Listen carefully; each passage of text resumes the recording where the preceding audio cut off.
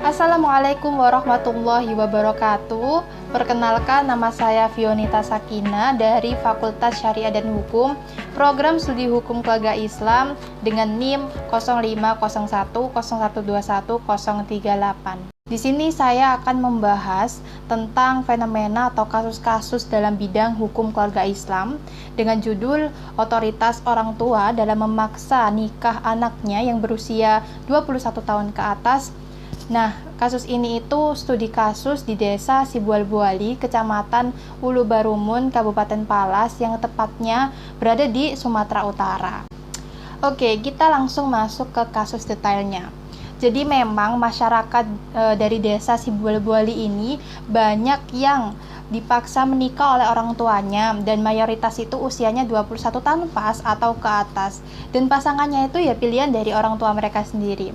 Contohnya Eva Khaironi Nasution yang berusia 22 tahun dengan Ahmad Nizar Lubis yang berusia 24 tahun, yang mereka itu terpaksa menikah karena keinginan oleh orang tuanya dan disertai paksaan orang tua dari si Eva ini, dan pernikahan mereka berlangsung tahun 2016. Ada juga dari Huzaima berusia 24 tahun dengan Rahmat Nasution yang berusia 28 tahun.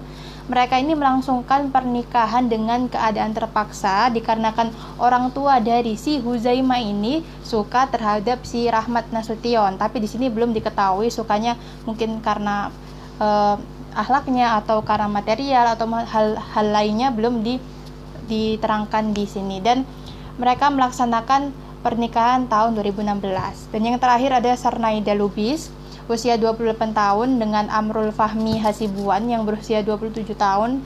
Si Sarnaida ini terpaksa menikah dengan Amrul sebab karena orang tuanya ini kan si Sarnaida kan 28 tahun dan orang tuanya tuh ingin melihat si Sarnaida ini segera menikah karena memang faktor usianya yang sudah matang. Orang tuanya khawatir kalau tidak segera dinikahkan terjadi hal yang tidak diinginkan di kemudian hari, dan mereka melangsungkan pernikahan di tahun 2017. Nah, dari kasus-kasus yang sudah saya paparkan, memang semuanya itu dari si pihak perempuan. Si perempuan ini dipilihkan jodohnya oleh orang tuanya dan dipaksa menikah tanpa persetujuan. Nah, kasus-kasus seperti ini di zaman sekarang banyak orang itu pernah mengalami, dan beberapa dari orang yang mengalami itu pasti memiliki jawaban seperti ini tuh bukan zaman Siti Nurbaya, Mapa, ataupun ini tuh zaman apa kayak nggak zaman dulu. Sekarang itu nggak ada sistem jodoh-jodohan dan lain sebagainya yang menyangkut pautkan dengan zaman dahulu. Nah, menurut saya sendiri memang jika dibandingkan perempuan zaman sekarang, masa yang sekarang dengan masa yang dahulu itu memang ditemukan banyak perbedaan yang sangat signifikan, baik dari segi pendidikan, pergaulan, penampilan, ataupun pemikiran. Karena sekarang itu pasti semua orang ya, nggak perempuan aja, memiliki pendidikan yang bervariatif, penampilan yang memiliki cara penampilan yang berbeda-beda, ataupun setiap orang memiliki pemikirannya masing-masing. Nah, sama seperti ketika memilih pasangan, pasti setiap orang itu memiliki kriterianya, gimana dia menilai, gimana sih nanti pasanganku kepingin yang kayak gimana, kayak gitu. Mungkin dengan memiliki kriteria atau idamannya, atau mungkin dia tuh nyaman sama orang yang seperti apa. Nah, tidak diherankan apabila perempuan zaman dahulu dicarikan pendamping oleh orang-orang yang terdekat si perempuan.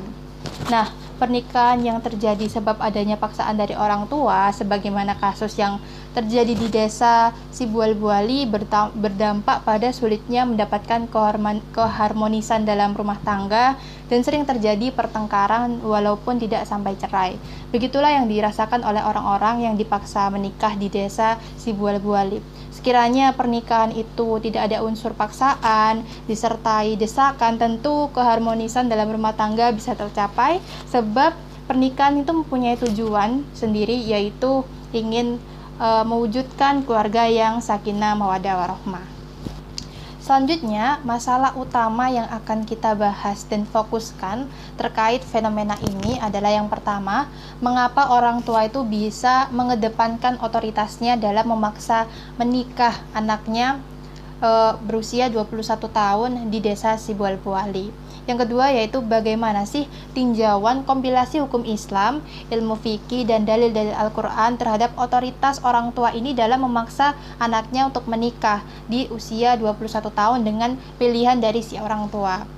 Nah, pembahasannya yang pertama yaitu menurut kompilasi hukum Islam atau KHI itu sendiri.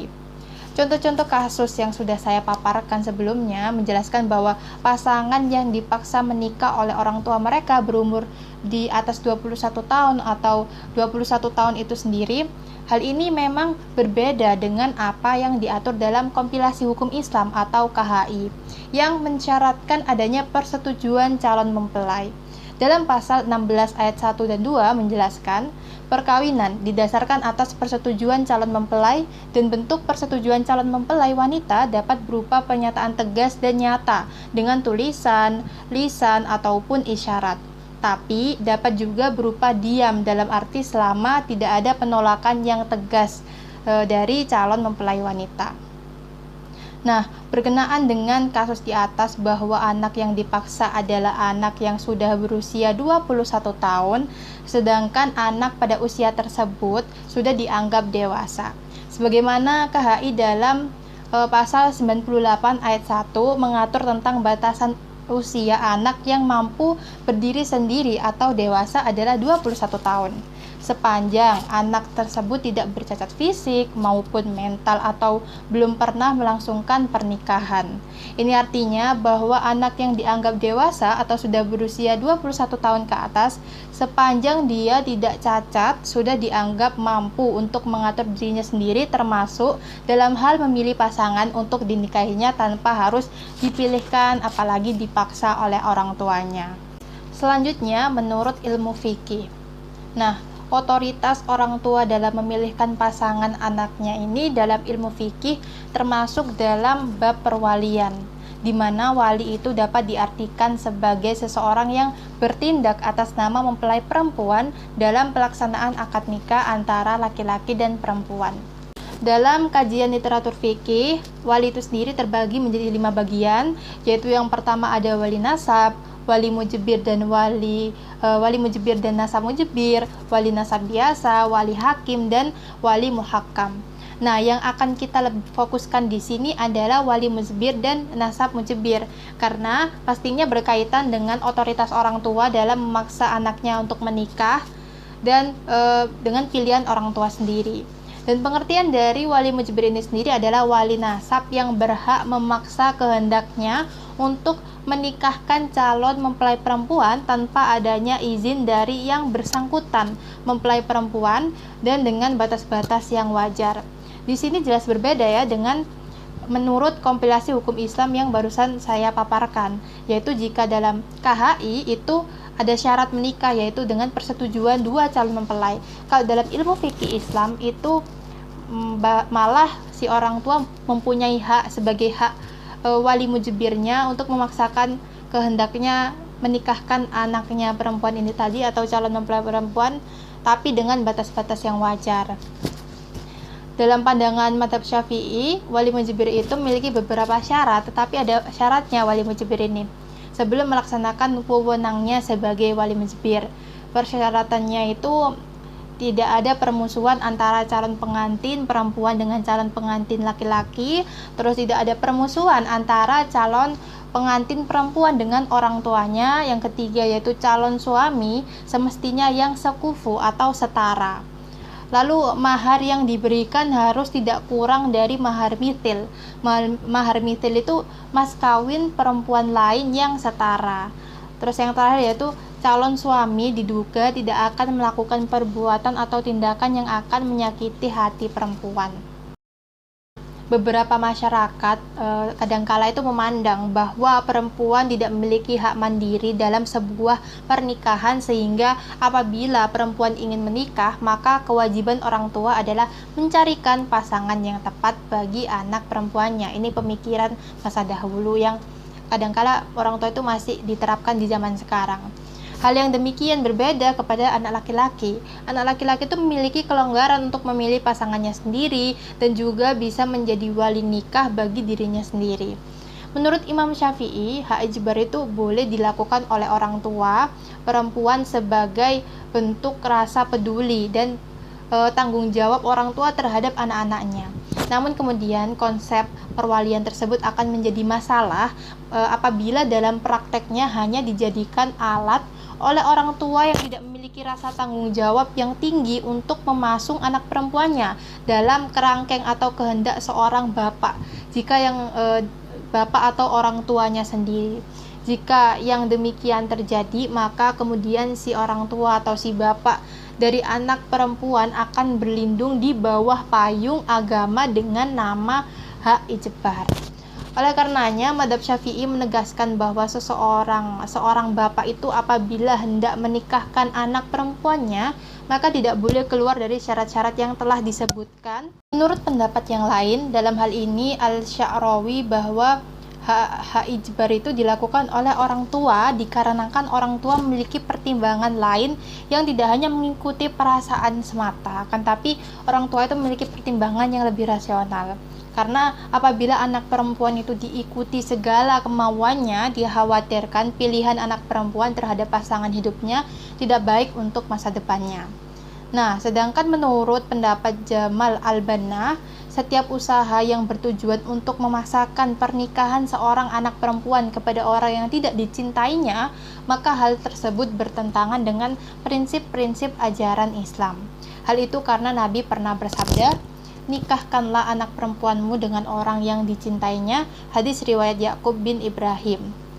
Dengan adanya hadis tersebut mengindikasikan bahwa perempuan bebas untuk memilih pasangan hidupnya tanpa harus mengikuti kehendak dan kemauan keras dari wali dalam konsep wali dan hak ijbar.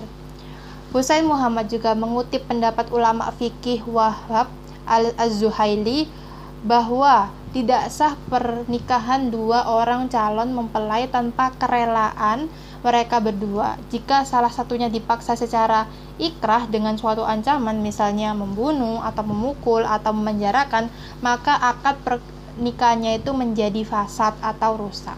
Nah, yang terakhir yaitu menurut dalil-dalil Al-Quran pastinya, karena untuk merekonstruksi ulang hukum Islam klasik dalam konsep hak ijbar dan posisi wali mujbir ini, maka penting kiranya untuk mengkaji konsep keadilan dalam Al-Quran. Hal itu karena Al-Quran merupakan dalil teologis dan teks otentik yang selalu dijadikan argumentasi dasar utama dan pertama dalam menetapkan hukum Islam.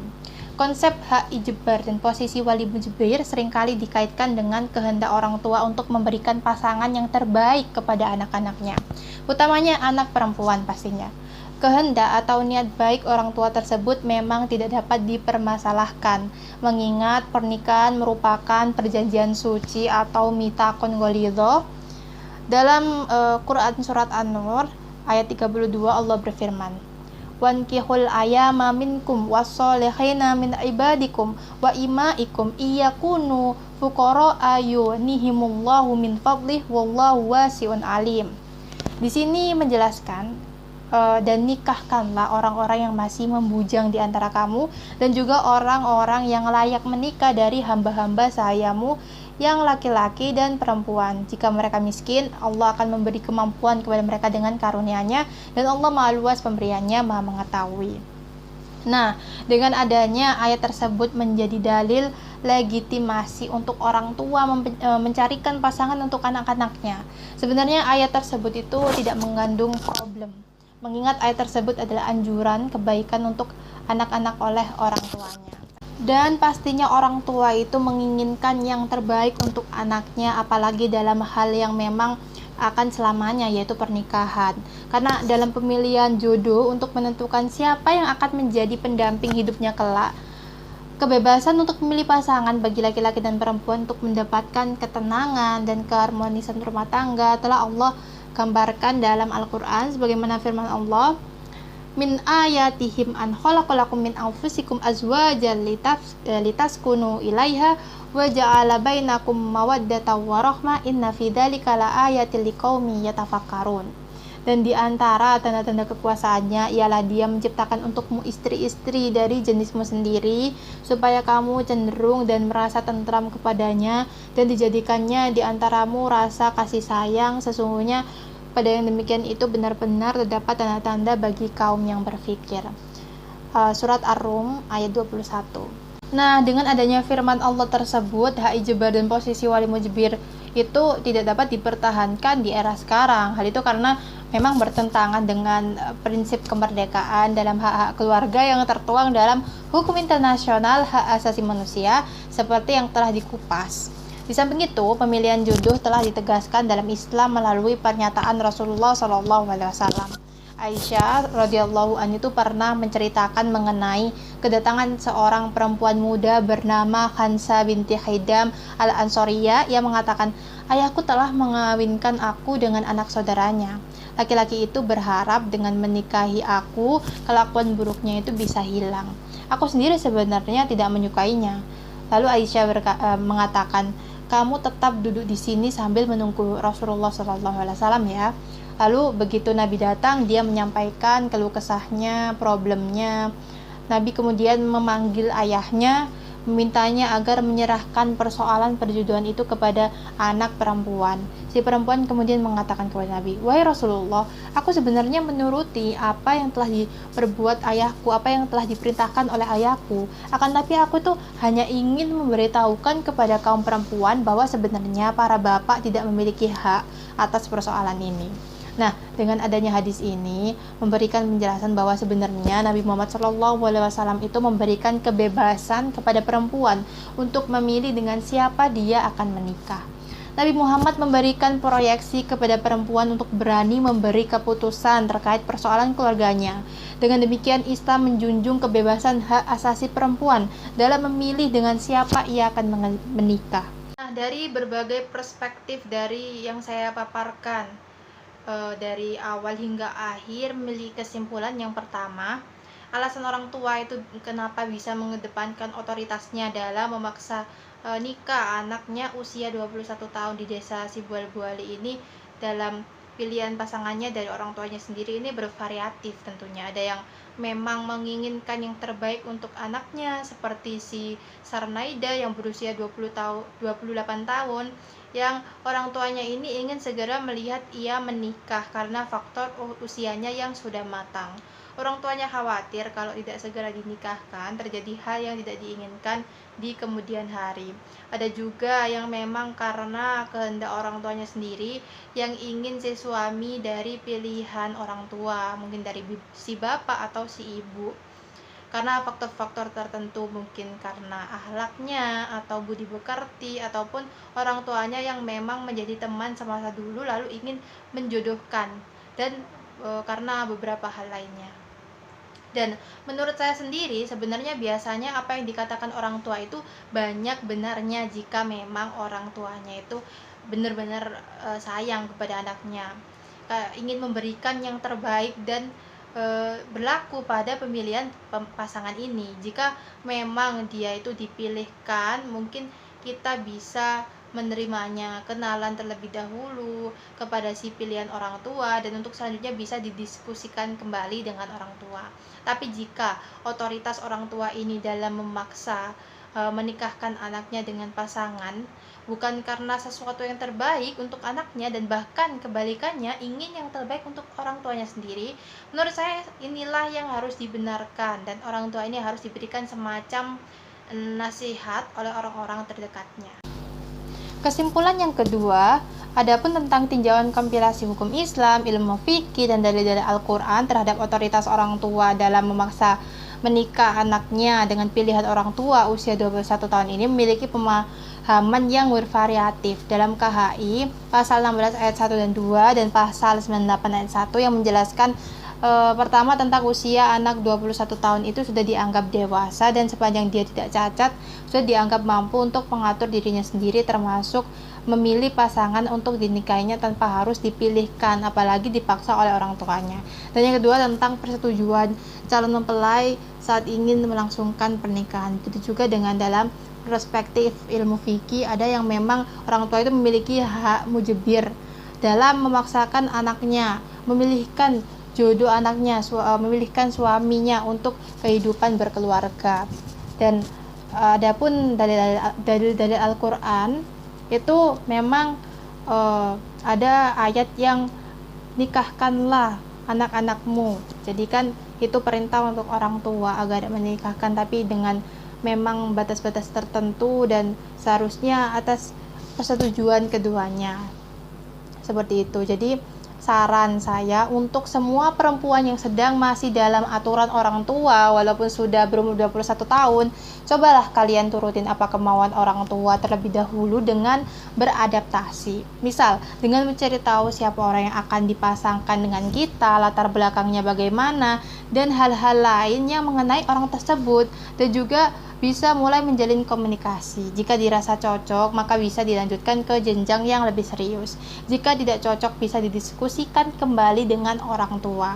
Dan yang kedua, untuk semua orang tua boleh-boleh saja dan bahkan sah untuk memilih pasangan yang terbaik untuk anak-anaknya. Tapi perlu adanya kesepakatan bersama dan komunikasi yang baik dengan si anak yang akan dijodohkan, seperti itu. Terima kasih, tidak menyangka kita sudah di penghujung pembahasan.